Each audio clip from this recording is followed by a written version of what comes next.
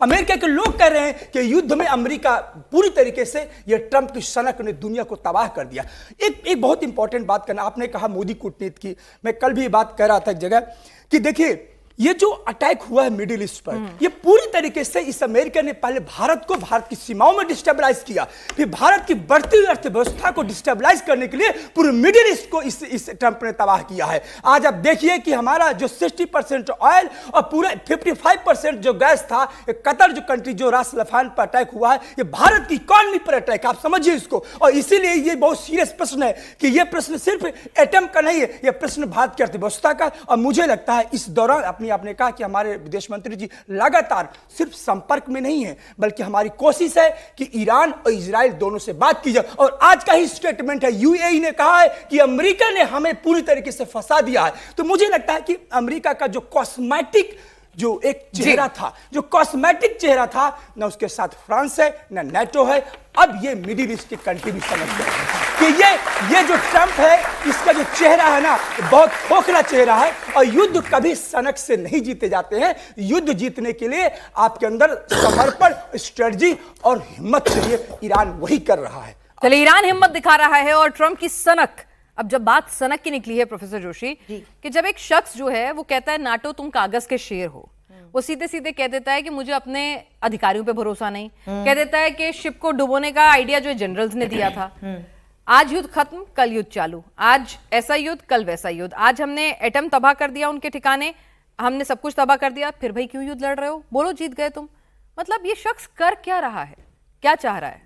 ये एक madman theory की तरफ यदि हम जाएं तो एक मैडमैन की तरह ट्रंप आज कुछ कहते हैं, कल यू टर्न लेते हैं, फिर बयान देते हैं, लेकिन इसके बीच बहुत सारे स्ट्रेटेजिक कैलकुलेशंस लेकर के वो आगे बढ़ते हैं। तो युद्ध में हमेशा ध्यान रखना कि जो दिखाया जाता है वो धोखा होता है और पीछे की प्लानिंग कभी बोली नहीं जाती। ट्रंप वही कर रहे हैं, लगातार कर रहे हैं और ईरान लगातार एग्जॉस्ट हो रहा है। और आपने जो ये प्रश्न पूछा पिनास कि इस युद्ध को कौन जीत रहा है, तो मैं आपको सीधे सीधे बताऊं, इस युद्ध को रशिया जीत रहा है।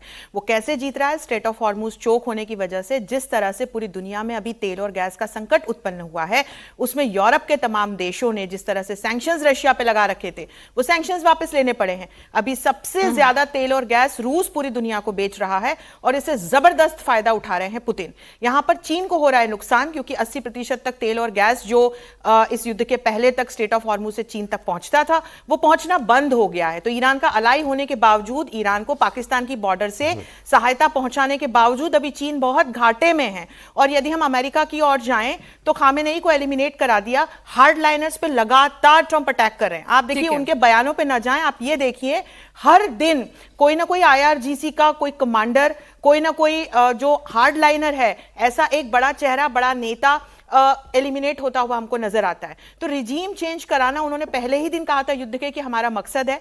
और इसके साथ साथ हम यदि देखें तो ईरान जिस तरह से एक ऑल आउट वॉर पे गया है, जब तक चीन की मदद उसको पहुंच रही है, हालांकि जो न्यूक्लियर एंगल की आपने बात की थी पिनाज, यदि उस पर जाएं तो 441 किलो का 60% एनरिच्ड यूरेनियम है। लगभग 1 दर्जन बम या तो ईरान के पास हो सकते हैं या वो with in a weeks time बना सकता है, उसके पास कैपेबिलिटीज हैं।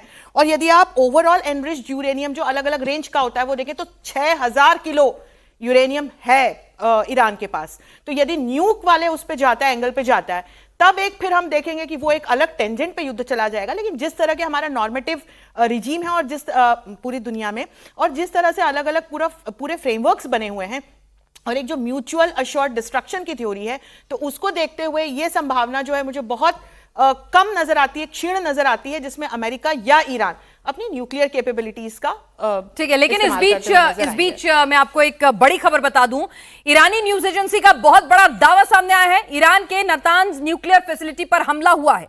यूएस इजराइल ने न्यूक्लियर फैसिलिटी को निशाना बनाया है। तो प्रोफेसर जोशी कह रही थी कि ये युद्ध जो है वो न्यूक्लियर वॉरफेयर में एटम बम चलेंगे, ऐसा नहीं होगा। लेकिन अगर आप किसी भी परमाणु संयंत्र पर हमला करते हैं, वहां से अगर कोई लीकेज हो जाता है, तो अपने आप में हम एक क्राइसिस की तरफ, न्यूक्लियर क्राइसिस की तरफ बढ़ ही जाएंगे।